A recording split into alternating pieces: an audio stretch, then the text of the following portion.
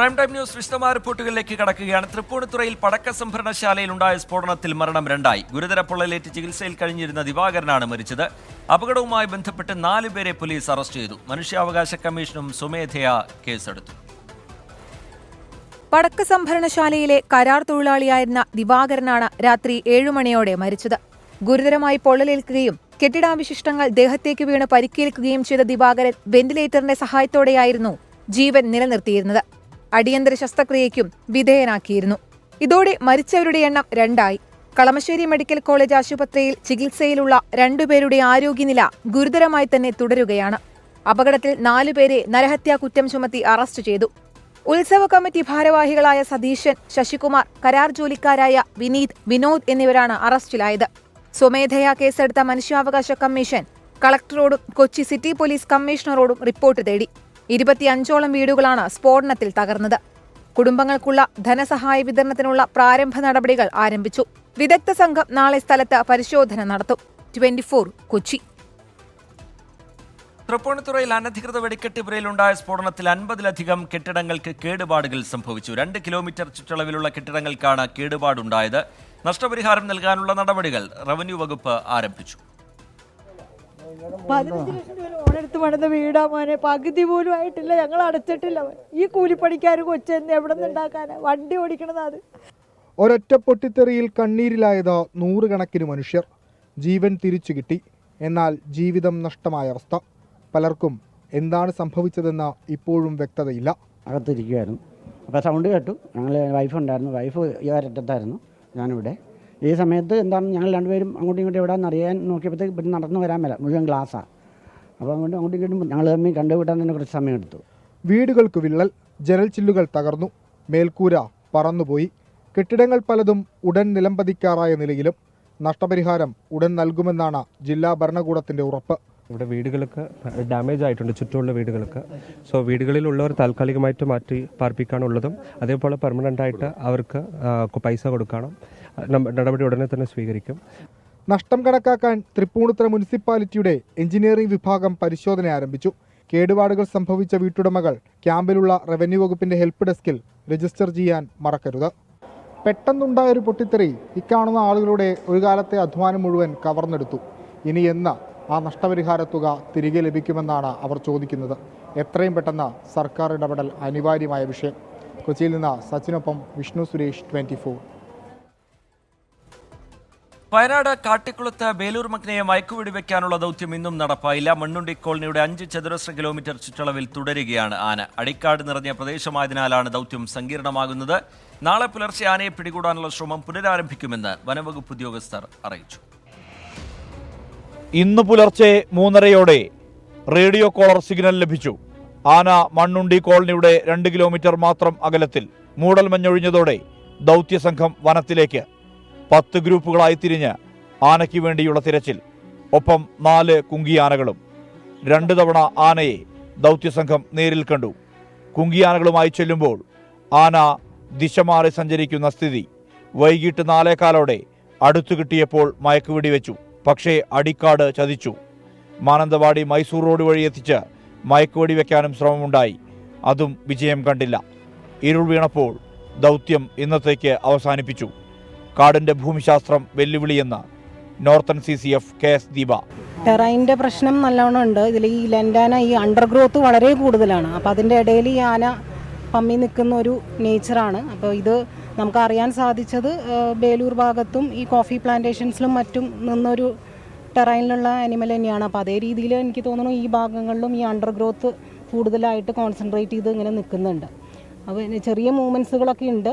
പക്ഷേ നമ്മൾ ഈ കുംകീസും ഉണ്ട്, പിന്നെ മച്ചാൻ വെച്ചിട്ടും നമ്മൾ ഇന്ന് ട്രൈ ചെയ്തിട്ടുണ്ട്. റേഡിയോ കോളർ സിഗ്നൽ ലഭിച്ചത് 6 തവണ. ഒടുവിൽ 4:48 സിഗ്നൽ കിട്ടുമ്പോൾ ആന മണ്ണുണ്ടി കോളനിയുടെ 3 കിലോമീറ്റർ മാത്രം അകലെ.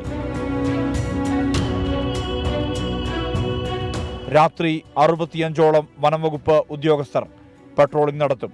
ആന ജനവാസ കേന്ദ്രങ്ങളിലേക്ക് ഇറങ്ങാതിരിക്കാൻ ജാഗ്രത പുലർത്തും. ദൗത്യം നാളെ രാവിലെ 5:30 പുനരാരംഭിക്കും. ടീം 24 വയനാട്. വയനാട് മാനന്തവാടിയിൽ കാട്ടാന ആക്രമണത്തിൽ പ്രദേശവാസി കൊല്ലപ്പെട്ടതിൽ ഒന്നാം പ്രതി സർക്കാരെന്ന് പ്രതിപക്ഷം നിയമസഭയിൽ. ബോധമില്ലാത്ത ആനയല്ല, കഴിവുകെട്ട സർക്കാരാണ് കുറ്റക്കാരെന്ന് പ്രതിപക്ഷ നേതാവ് വി ഡി സതീശൻ പറഞ്ഞു. വനംവകുപ്പിന്റെ ഉത്തരവാദിത്വം വന്യജീവികളെ സംരക്ഷിക്കലാണെന്നും മനുഷ്യരുടെ സുരക്ഷയിൽ വീഴ്ച വരുത്താറില്ലെന്നും മന്ത്രി എ കെ ശശീന്ദ്രൻ പറഞ്ഞു. വയനാട്ടിലെ കാട്ടാനയാക്രമണം സഭ നിർത്തിവെച്ച് ചർച്ച ചെയ്യണമെന്നാവശ്യപ്പെട്ട് ടി സിദ്ദീഖാണ് അടിയന്തര പ്രമേയ നോട്ടീസ് നൽകിയത്. നിലവിലെ സാഹചര്യത്തിൽ സഭ നിർത്തിവെച്ച് വിഷയം ചർച്ച ചെയ്യുന്നത് ഗുണത്തേക്കാളേറെ ദോഷം ചെയ്യുമെന്ന് മന്ത്രി എ കെ ശശീന്ദ്രൻ. സിഗ്നൽ വിവരങ്ങൾ കൈമാറുന്നതിൽ കർണാടക വീഴ്ച വരുത്തിയതിന് കേരള സർക്കാരിനെ കുറ്റപ്പെടുത്തരുതെന്നും മന്ത്രി. സർ, ഇപ്പോഴും നമ്മൾ ചെയ്തിട്ടുള്ളത് എന്താണ്? 10 ലക്ഷം രൂപ കൂടുതൽ സംഖ്യ വേണമെന്നുള്ള ആവശ്യമൊക്കെ സ്വാഭാവികമായിട്ട് ഉയർന്നു വന്നിട്ടുണ്ട്. 10 ലക്ഷം രൂപ കൊടുക്കാൻ തന്നെയാണ് തീരുമാനിച്ചത്. ജോലി സാധ്യത പരിശോധിക്കാൻ വേണ്ടി തീരുമാനിച്ചിട്ടുണ്ട്. കൂടുതൽ എന്തെങ്കിലും സഹായം നൽകാൻ കഴിയാൻ എന്തെങ്കിലും വകുപ്പുകളുണ്ടോ, സാധ്യതയുണ്ടോ എന്ന കാര്യം പരിശോധിച്ച് പറയാൻ ബഹുമാനപ്പെട്ട മുഖ്യമന്ത്രി എന്നോട് നിർദ്ദേശിക്കുകയും ചെയ്തിട്ടുണ്ട്. ആനയെ ട്രേസ് ചെയ്യാനുള്ള പാസ്വേഡ് അടക്കം കിട്ടിയിട്ടും സർക്കാർ ഒന്നും ചെയ്തില്ലെന്നും പ്രതിപക്ഷ നേതാവ് വി ഡി സതീശൻ. ആളുകളുടെ സ്വത്തും ജീവനും സർക്കാർ വന്യജീവികളുടെ ദയാവായ്പിനായി വിട്ടുകൊടുത്തിരിക്കുകയാണെന്നും കുറ്റപ്പെടുത്തൽ. മരണഭയത്തിന് ഇടയിൽ നിൽക്കുന്ന ആളുകളാണ്. ഒരു സംഭവം ഉണ്ടാകുമ്പോഴുള്ള സ്വാഭാവികമായ പ്രതികരണമാണ്. ഇനി അവർ മാവോയിസ്റ്റുകളാണ്, അവർ തീവ്രവാദികളാണ്, അവർ കുഴപ്പക്കാരാണെന്ന് പറഞ്ഞാൽ അവരുടെ മെക്കിട്ട് കയറാൻ പോകണ്ട. അവരെ വെറുതെ വിട്. പാവങ്ങളാണ്, ജീവിക്കാൻ നിവർത്തിയില്ലാത്ത ആളുകളാണ്. സർ, ഞാൻ അവസാനിപ്പിക്കുക. ഇന്നലെ ദീപിക ഒരു മുഖപ്രസംഗം എഴുതി.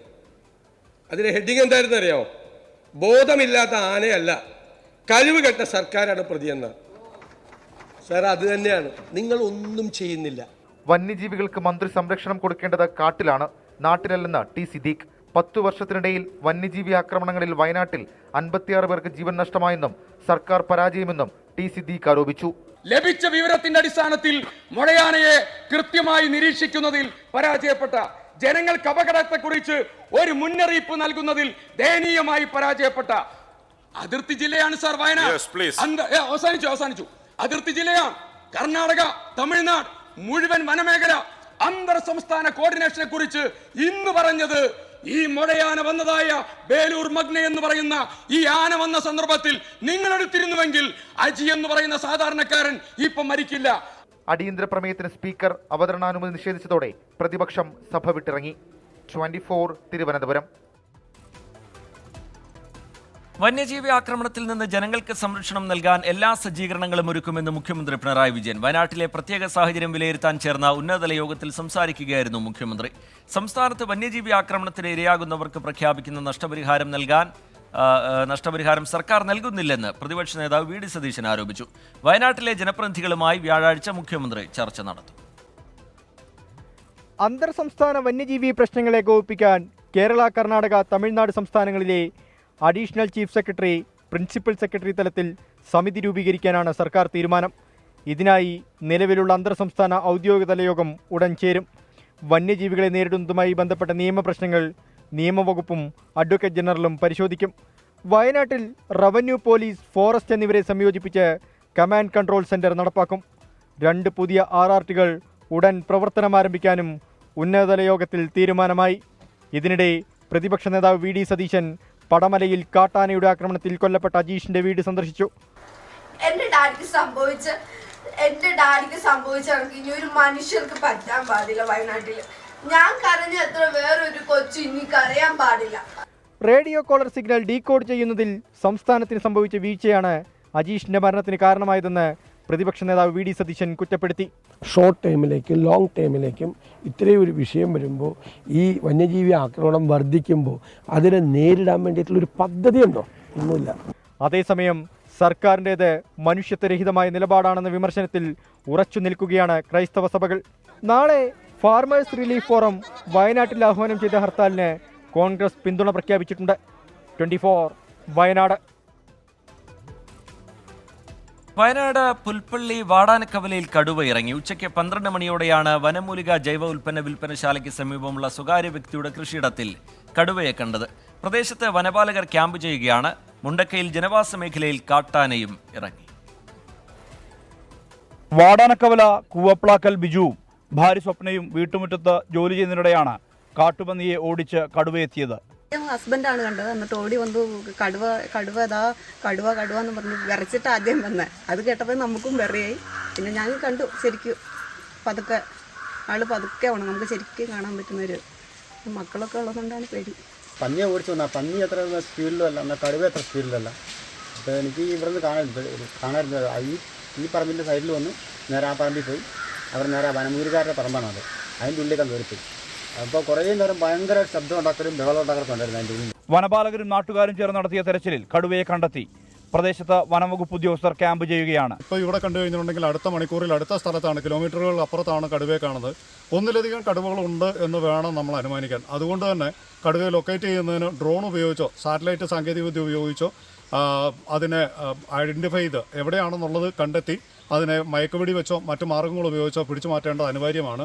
കഴിഞ്ഞ ദിവസം പുൽപ്പള്ളി ആനപ്പാറയിലും ചില്ലിംഗ് പ്ലാന്റിന് സമീപത്തും കടുവയെ കണ്ടതായി നാട്ടുകാർ പറയുന്നുണ്ട്. 2 ആഴ്ചയായി മേഖലയിൽ കടുവയുടെ സാന്നിധ്യമുണ്ടെങ്കിലും തുരത്താൻ നടപടിയായിട്ടില്ലെന്നാണ് നാട്ടുകാരുടെ പരാതി. താന്നിത്തെരുവിലും സുരഭിക്കവലയിലും വനംവകുപ്പ് കൂട് സ്ഥാപിച്ചെങ്കിലും കടുവയെ പിടികൂടാനായിട്ടില്ല. വാടനക്കവലയിലും കൂട് സ്ഥാപിക്കുന്നുണ്ട്. അതേസമയം മേപ്പാടി മുണ്ടക്കയിൽ ജനവാസ മേഖലയിൽ കാട്ടാന ഇറങ്ങി. HML തേയില എസ്റ്റേറ്റിലാണ് ആന എത്തിയത്. 24 വയനാട്. മൂന്നാർ ടൗണിൽ കാട്ടാന ഇറങ്ങി. ഒറ്റക്കൊമ്പൻ എന്ന് വിളിപ്പേരുള്ള കാട്ടാന ഇന്ന് വൈകിട്ട് 8:30യോടെയാണ് മൂന്നാർ SBI ബാങ്കിന് സമീപം എത്തിയത്. വിനോദസഞ്ചാരികൾ ചായ കുടിച്ചു നിൽക്കുമ്പോഴായിരുന്നു ആന എത്തിയത്. നാട്ടുകാർ ബഹളം വെച്ചതോടെ പിന്തിരിഞ്ഞോടി ആന സമീപത്ത് നിർത്തിയിട്ടിരുന്ന കാർ തകർത്തു. തുടർന്ന് വനംവകുപ്പ് വാച്ചർമാരെത്തിയ ആനയെ വനത്തിലേക്ക് തുരത്തി. മാങ്കുളം മേഖലയിൽ നിന്ന് 2 മാസം മുമ്പാണ് ഒറ്റക്കൊമ്പൻ മൂന്നാറിൽ എത്തിയത്. വയനാട് തിരുനെല്ലി ഭാഗത്ത് കാട്ടാനയുടെ സാന്നിധ്യമുള്ളതിനാൽ തിരുനെല്ലി പഞ്ചായത്തിലെ എല്ലാ വിദ്യാഭ്യാസ സ്ഥാപനങ്ങൾക്കും കളക്ടർ നാളെ അവധി പ്രഖ്യാപിച്ചു. മാനന്തവാടി നഗരസഭയിലെ കുറുക്കൻമൂല, കുറുവ, കാടംകൊല്ലി, പയ്യമ്പള്ളി ഡിവിഷനുകളിലെ എല്ലാ വിദ്യാഭ്യാസ സ്ഥാപനങ്ങൾക്കും അവധി ബാധകമായിരിക്കും.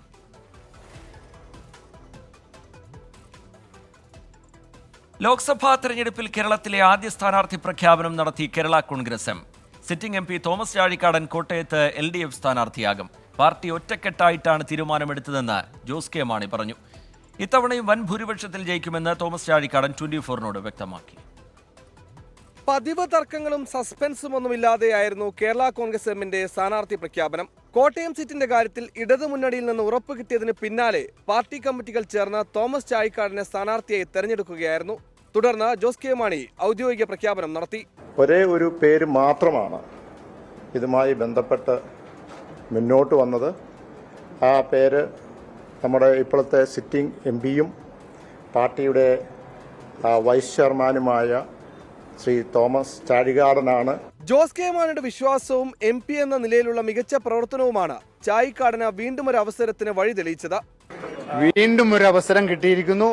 അത് ഫലപ്രദമായി വിജയിച്ച് ജനങ്ങളോടൊപ്പം പ്രവർത്തിക്കാൻ വീണ്ടും ഞാൻ നിങ്ങളോടൊപ്പം ഉണ്ടായിരിക്കും. 1991 നിയമസഭാ തെരഞ്ഞെടുപ്പിൽ സ്ഥാനാർത്ഥിയായിരുന്ന സഹോദരന്റെ അപ്രതീക്ഷിത മരണത്തെ തുടർന്നാണ് ബാങ്കിംഗ് രംഗത്ത് നിന്ന് രാഷ്ട്രീയത്തിലേക്ക് ചാഴിക്കാടൻ ഇറങ്ങുന്നത്. 1991 മുതൽ 20 വർഷം ഏറ്റുമാനൂർ MLA ആയി. 2011-ലും 2016-ലും തോറ്റെങ്കിലും 2019-ൽ അപ്രതീക്ഷിതമായ പാർലമെന്റ് സീറ്റ് കിട്ടിയ ചാഴിക്കാടൻ 1 ലക്ഷത്തിലേറെ വോട്ടിന്റെ ഭൂരിപക്ഷത്തിലാണ് വിജയിച്ചത്. 24 കോട്ടയം. മാസപ്പടി വിവാദത്തിൽ മുഖ്യമന്ത്രിയുടെ മകൾ വീണയ്ക്കെതിരെ കടുത്ത നടപടി പാടില്ലെന്ന് കർണാടക ഹൈക്കോടതി. SFIO ആവശ്യപ്പെട്ട രേഖകൾ വീണയുടെ കമ്പനിയായ എക്സാലോജിക് കൈമാറണം. അന്വേഷണം സ്റ്റേ ചെയ്യണമെന്ന ഹർജി വിധി പറയാൻ മാറ്റി. ഒരേ കേസിൽ 2 അന്വേഷണം നടത്തുന്നതിനെയാണ് മുഖ്യമന്ത്രിയുടെ മകൾ വീണയുടെ കമ്പനിയായ എക്സാലോജിക്കിന്റെ അഭിഭാഷകൻ അരവിന്ദ് ദത്താർ കോടതിയിൽ ചോദ്യം ചെയ്തത്. കമ്പനി നിയമപ്രകാരം അന്വേഷണം നടക്കുന്നുണ്ട്. അതേസമയം SFIO നടത്തുന്ന അന്വേഷണം നിയമവിരുദ്ധമാണ്. SFIO അന്വേഷണത്തിന് മുമ്പ് തന്നെ രജിസ്ട്രാർഡ് അന്വേഷണം ആരംഭിച്ചിരുന്നു. SFIയുടെ അന്വേഷണം 212 വകുപ്പ് പ്രകാരമാണ്. സഹാറ കേസിലെ പോലെ എക്സാലോജിക്കിൽ ഈ വകുപ്പ് ഉൾപ്പെടുത്താൻ കഴിയില്ലെന്നും അഭിഭാഷകൻ കോടതിയെ അറിയിച്ചു. ആദ്യഘട്ട അന്വേഷണത്തിൽ തന്നെ SFIO ക്രമക്കേടുകൾ കണ്ടെത്തിയിട്ടുണ്ടെന്ന് additional solicitor general K Aravind Kamath കോടതിയെ അറിയിച്ചു. കേരളത്തിലെ രാഷ്ട്രീയ പാർട്ടികൾക്ക് CMRL 135 കോടി സംഭാവന നൽകി. സേവനം നൽകാതെ 1.76 കോടി എക്സാലോജിക്കും കൈപ്പറ്റി. ഇൻകം ടാക്സ് രേഖകളിൽ നിന്ന് ലഭിച്ച വിവരങ്ങളാണിതെന്ന് SFIO കോടതിയെ അറിയിച്ചു. അന്വേഷണത്തിൽ പൊരുത്തക്കേടുകൾ ഉണ്ടെങ്കിൽ ഹർജിക്കാരന് ചൂണ്ടിക്കാട്ടാം. ഈ ഘട്ടത്തിൽ അന്വേഷണം സ്റ്റേ ചെയ്യണമെന്ന ഹർജി നിലനിൽക്കില്ലെന്നും SFIO വാദിച്ചു. ഇരുവാദങ്ങളും വിലയിരുത്തിയ ശേഷമാണ് ജസ്റ്റിസ് നാഗപ്രസന്ന കേസ് വിധി പറയാനായി മാറ്റിയത്. വിധി വരും വരെ കടുത്ത നടപടികൾ വേണ്ടെന്നാണ് കോടതി നിർദ്ദേശം. ഇത് എക്സാലോജിക്കിലും വീണ വിജയനും ഒരു പരിധിവരെ ആശ്വാസമാണ്. എന്നാൽ SFIO ആവശ്യപ്പെടുന്ന രേഖകൾ ഈ കാലയളവിൽ തന്നെ നൽകണമെന്ന് കോടതി നിർദ്ദേശിക്കുന്നു. ബംഗളൂരുവിൽ നിന്ന് മനേഷ് മൂർത്തി, 24. മാസപ്പടി വിവാദത്തിൽ KSIDCക്കെതിരെ ആരോപണവുമായി ഷോൺ ജോർജ്. CMRL നോമിനി ഡയറക്ടർമാരായിരുന്നവരുടെ ഇടപെടലുകൾ പരിശോധിക്കണം. അച്യുത ജനാർദ്ദന പൈ, തട്ടാർപ്പള്ളി തോമസ് കുട്ടി, രവിചന്ദ്രൻ എന്നിവർ KSIDCയിൽ നിന്ന് രാജിവെച്ച ശേഷം നടത്തിയ ഇടപാടുകൾ അന്വേഷിക്കണമെന്നും ഷോൺ ജോർജ് 24 എൻകൗണ്ടറിൽ പറഞ്ഞു. ഞാൻ 1-2 പേരുകൾ പറയാം, ബാക്കി നിങ്ങൾക്ക് വിടുന്നു. ബാക്കി കാര്യങ്ങളൊക്കെ വിശദമായി ഞാൻ കോടതിയിൽ സമർപ്പിക്കും. അച്യുത ജനാർദ്ദന പൈ KSIDCയുടെ പ്രതിനിധിയായി, അതായത് നോമിനി ഡയറക്ടറായി CMRL ഡയറക്ടർ ബോർഡിൽ ഉണ്ടായിരുന്ന ആളാണ്. അദ്ദേഹം KSIDCയിൽ നിന്ന് രാജിവെച്ചതിന് ശേഷം അദ്ദേഹത്തിൻ്റെ ജോലി എന്തായിരുന്നു നിങ്ങൾ അന്വേഷിക്കണം. അതുപോലെ തട്ടാർപ്പള്ളി തോമസ് കുട്ടി, അദ്ദേഹം KSIDC നോമിനിയായി CMRL ഡയറക്ടർ ബോർഡിൽ ഉണ്ടായിരുന്നതാണ്. അദ്ദേഹത്തിൻ്റെ അതിനുശേഷം അദ്ദേഹം എവിടെയായിരുന്നു, എന്തായിരുന്നു എന്നൊക്കെ നിങ്ങളൊന്ന് അന്വേഷിക്കുക. അതുപോലെ തന്നെ രവിചന്ദ്രൻ, ഇവരൊക്കെ KSIDCയും CMRL ഇവർക്ക് ഒരേ സമയത്ത് എന്തായിരുന്നു ഇടപാടെന്നൊക്കെ അന്വേഷിക്കാതെ പോകാൻ കഴിയില്ല. തിരുവനന്തപുരത്തെ KSIDC ഓഫീസിൽ സീരിയസ് ഫ്രോഡ് ഇൻവെസ്റ്റിഗേഷൻ ഓഫീസ് സംഘത്തിന്റെ പരിശോധന പൂർത്തിയായി. മുഖ്യമന്ത്രിയുടെ മകൾ വീണ വിജയന്റെ എക്സാലോജിക് കമ്പനിയും KSIDCക്ക് ഓഹരിയുള്ള CMRLും തമ്മിലുള്ള ഇടപാടുകളെക്കുറിച്ചാണ് SFIO അന്വേഷിക്കുന്നത്. മുഖ്യമന്ത്രിയുടെ മകൾ വീണയുടെ കമ്പനിക്കെതിരായ ആരോപണം നിയമസഭയിൽ വീണ്ടും ഉന്നയിക്കാനുള്ള മാത്യു കുഴൽനാടന്റെ നീക്കം വിലക്കി സ്പീക്കർ. വ്യക്തമായ രേഖകളില്ലാതെ ആരോപണം ഉന്നയിക്കാൻ അനുവദിക്കില്ലെന്ന് സ്പീക്കർ നിലപാടെടുത്തു. സ്പീക്കറുടെ നടപടിയിൽ പ്രതിഷേധിച്ച് പ്രതിപക്ഷം സഭയിൽ നിന്ന് ഇറങ്ങിപ്പോയി. രേഖകൾ ഹാജരാക്കിയിട്ടും ആരോപണം ഉന്നയിക്കാൻ അനുമതി നിഷേധിച്ച സ്പീക്കറുടെ നടപടി അസാധാരണ നീക്കമെന്ന് മാത്യു കുഴൽനാടൻ കുറ്റപ്പെടുത്തി. നിയമസഭയിൽ ബജറ്റിന്മേലുള്ള ചർച്ച പുരോഗമിക്കുന്നു. മുരളി പെരുന്നെല്ലിക്ക് ശേഷം മാത്യു കുഴൽനാടന്റെ സമയം. CPM എറണാകുളം ജില്ലാ സെക്രട്ടറി CN മോഹനനെ വിമർശിച്ച ശേഷം മാത്യു കുഴൽനാടൻ മുഖ്യമന്ത്രിക്കെതിരെ ആരോപണം ഉന്നയിക്കാനൊരുങ്ങി. ഈ ഒരു അഴിമതിയുമായി ബന്ധപ്പെട്ട വിഷയം ഈ സഭയുടെ ശ്രദ്ധയിൽ കൊണ്ടുവരാനുള്ള അനുമതി ചോദിച്ചിരുന്നു. ഞാൻ ആ വിഷയം ഒന്ന് അവതരിപ്പിക്കാൻ വിചാരിക്കുകയാണ്. മറ്റൊന്നും അത് ഡിനൈ ചെയ്തിരിക്കുന്നു. ചെയർ അനുമതി തരില്ല എന്ന് പറഞ്ഞതാണ്. പിന്നാലെ മാത്യുവിനെ തടഞ്ഞുള്ള സ്പീക്കറുടെ നീക്കം. വ്യക്തമായ രേഖകളില്ലാതെ സംസാരിക്കാൻ അനുവദിക്കില്ലെന്ന് സ്പീക്കർ അറിയിച്ചതോടെ സഭയിൽ ബഹളം.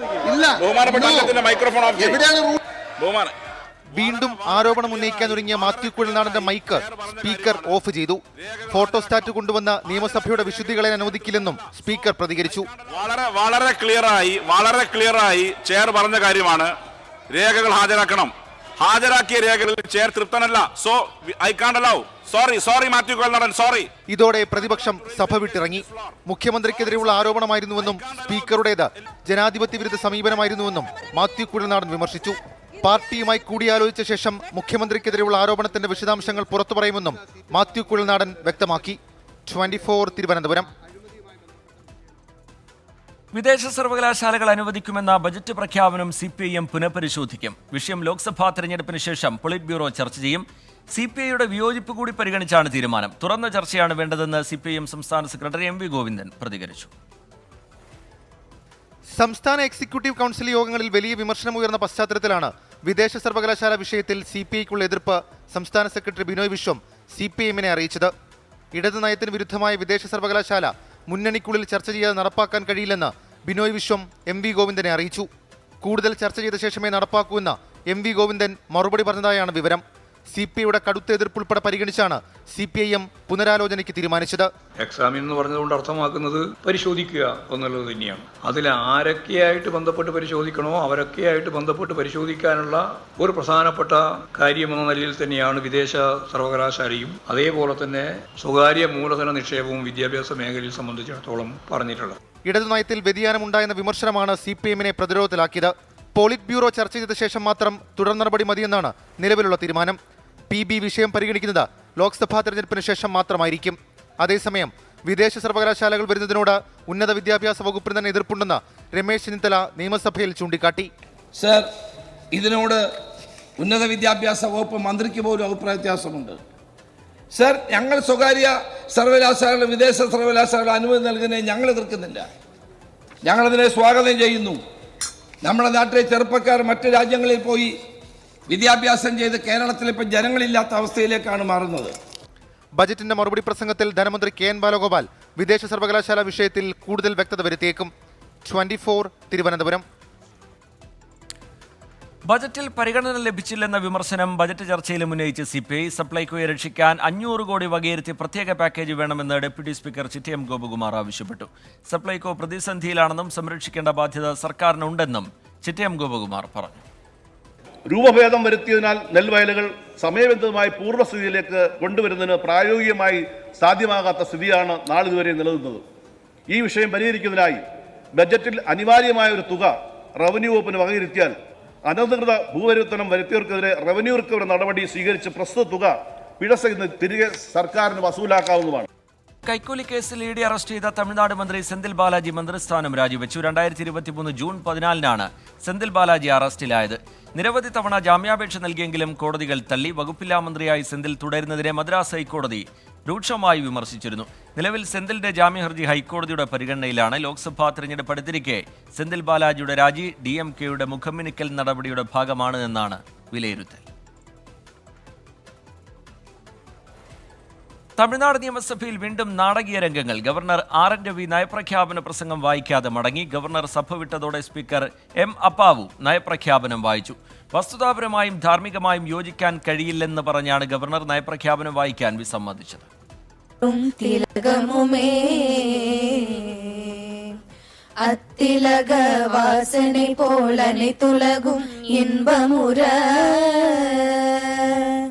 തമിഴിൽ പ്രസംഗം ആരംഭിച്ച ഗവർണർ RN രവി നയപ്രഖ്യാപനം വായിച്ചില്ല.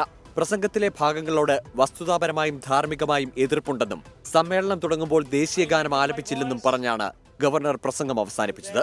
My repeated request and advice to show due respect to the national anthem and play it at the beginning and end of the address has been ignored. This address has numerous passages with which I convincingly disagree on factual and moral grounds. Governor പ്രസംഗം നിർത്തിയുടൻ speaker M Appavu നയപ്രഖ്യാപന പ്രസംഗത്തിന്റെ തമിഴ് പരിഭാഷ വായിച്ചു. സവർക്കറുടെയും ഗോഡ്സെയുടെയും വഴിയിൽ വന്നവർക്ക് കീഴ്പ്പെടുന്നതല്ല തമിഴ്നാടെന്നും കേന്ദ്രത്തിൽ നിന്നുള്ള പ്രളയ ദുരിതാശ്വാസം വാങ്ങിത്തരാൻ ശ്രമിക്കണമെന്നും സ്പീക്കർ ഗവർണർക്ക് സഭയിൽ തന്നെ മറുപടി നൽകി. அனைவருக்கும் எனது புத்தாண்டு வாழ்த்துக்களை தெரிவித்துக் கொள்வதோடு இப்புத்தாண்டில் நமது மாநிலத்தில் மகிழ்ச்சியும் வளமும் நலமும் தழைத்தோங்க எனது மனமார்ந்த வாழ்த்துக்களை தெரிவித்துக் கொள்கிறேன். നയപ്രഖ്യാപനം വായിക്കാത്തതിൽ വിശദീകരണവുമായി ഗവർണർ പിന്നീട് രംഗത്തെത്തി. നയപ്രഖ്യാപനത്തിന് മുൻപും ശേഷവും ദേശീയഗാനം ആലപിക്കണമെന്നത് അംഗീകരിച്ചില്ല.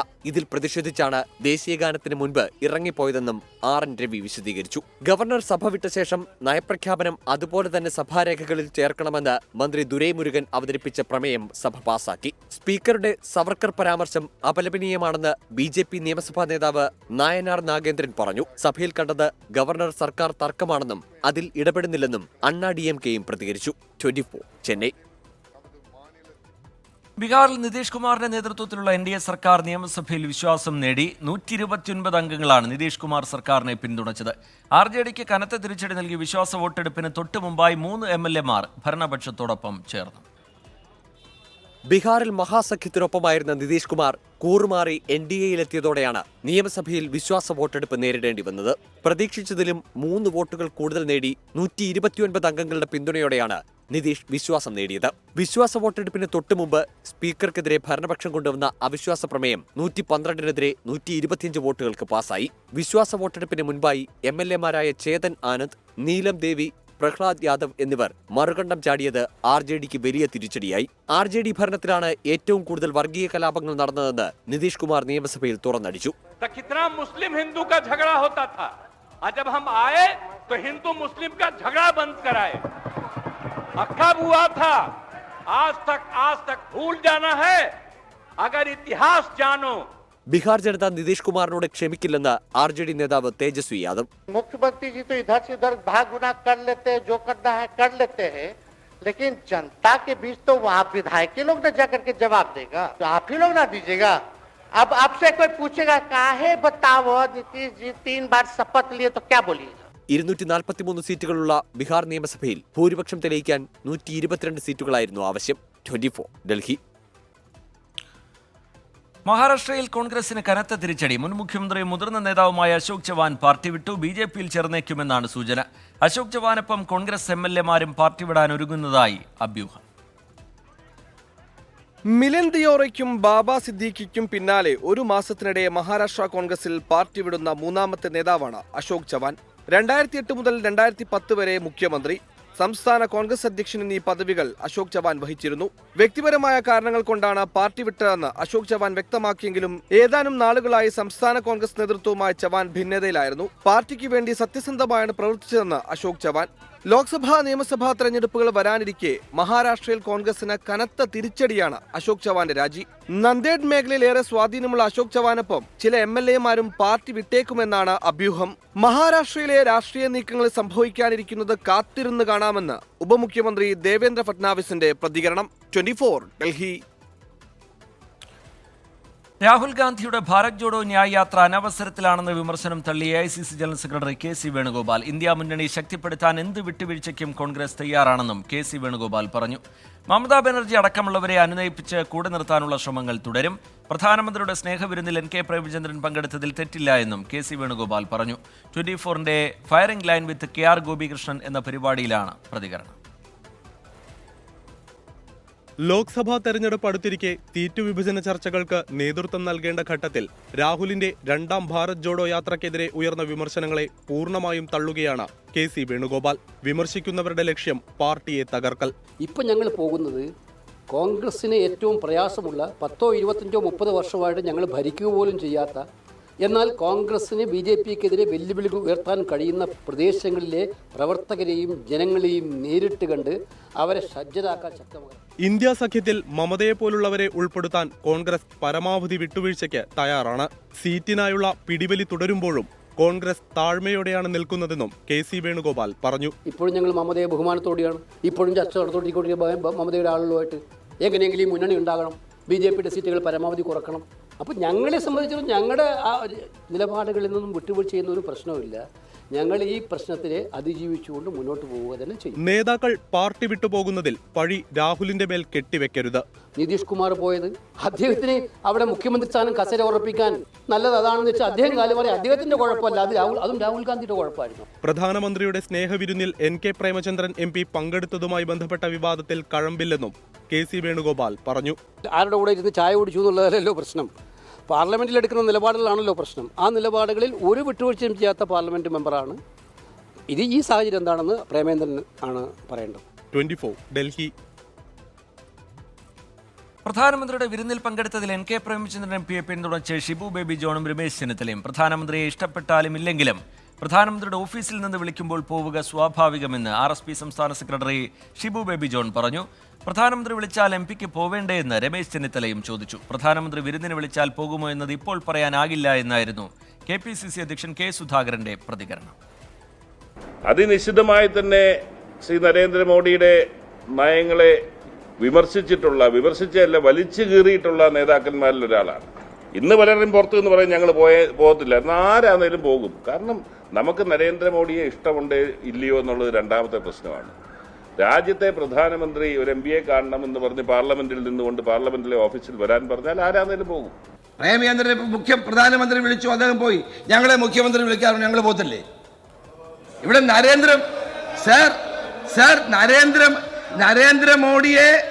നരേന്ദ്രമോദി കാമാടപ്പെട്ടിയും കസവുതോർ മുണ്ടുമായി പോയത് കേരളത്തിന്റെ മുഖ്യമന്ത്രിയായി പിണറായി വിജയനായിരുന്നില്ലേ?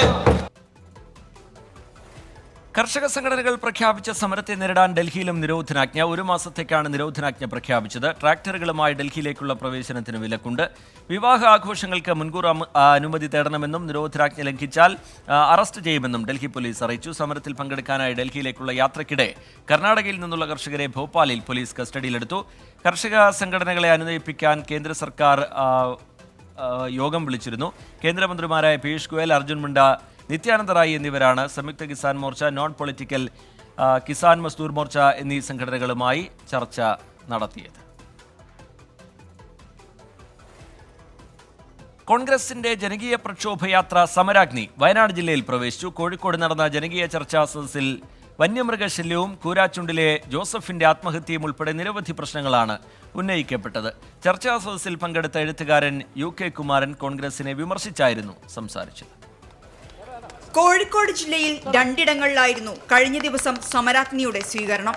ഇന്ന് നടന്ന ജനകീയ ചർച്ചാ സദസ്സിൽ വന്യമൃഗശല്യവും കോഴിക്കോട്ടെ വിവിധ വിഷയങ്ങളും ഉയർന്നുവന്നു. വന്യമൃഗ വിഷയത്തിൽ സംസ്ഥാന സർക്കാർ ജാഗ്രത കാണിക്കുന്നില്ലെന്നും എല്ലാം പരിഹരിക്കപ്പെടുന്ന ദിവസം വരുമെന്നും അതിനായി കാത്തിരിക്കാമെന്നും കെ സുധാകരൻ. ഈ ഗവൺമെന്റ് ഒരു ജാഗ്രത പുലർത്താൻ ഈ സന്ദർഭം വരെയും അവർ തയ്യാറായിട്ടില്ല എന്നുള്ളതും ഒരു യാഥാർത്ഥ്യമാണ്. വയനാട്ടിലെ സാഹചര്യങ്ങളൊക്കെ നമുക്ക് നേരിട്ടറിയാം. അവിടെ ആന ഇറങ്ങി എന്ന് കേൾക്കാൻ തുടങ്ങിയിട്ട് ദിവസങ്ങളല്ല, ആഴ്ചകൾ കഴിഞ്ഞു. പക്ഷെ ആ ആനയെ ലൊക്കേറ്റ് ചെയ്യാൻ പോലും നമ്മുടെ ഗവൺമെന്റിനും അവരുടെ ഉദ്യോഗസ്ഥാനുകൾക്കും സാധിച്ചില്ല എന്നൊരു യാഥാർത്ഥ്യമാണ്.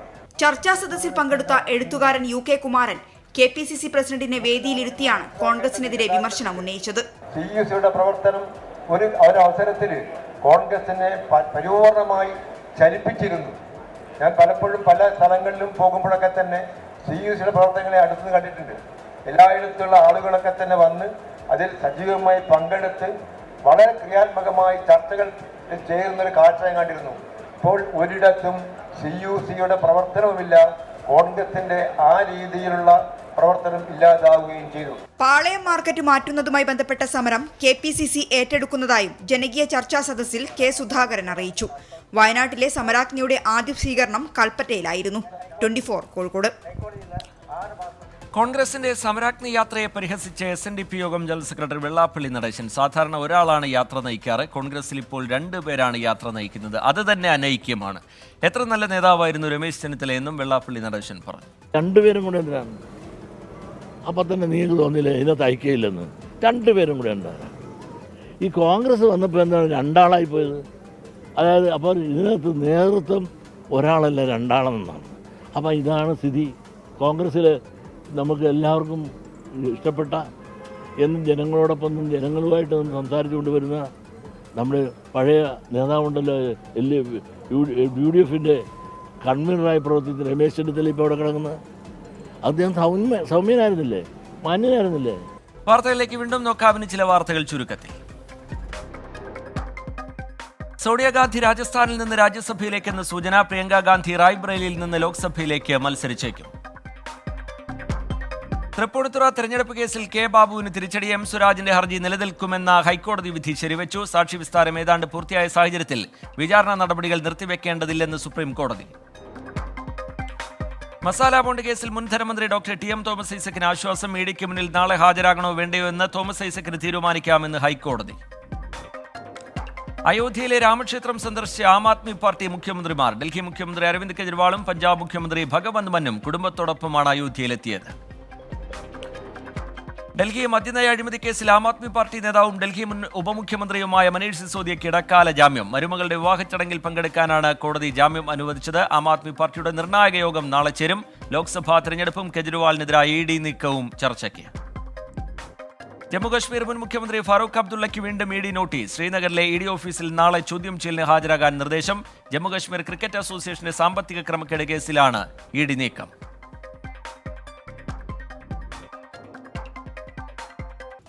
ഈ റിപ്പോർട്ടോടെ പ്രൈം ടൈം ന്യൂസ് പൂർത്തിയാവുകയാണ്. നമസ്കാരം.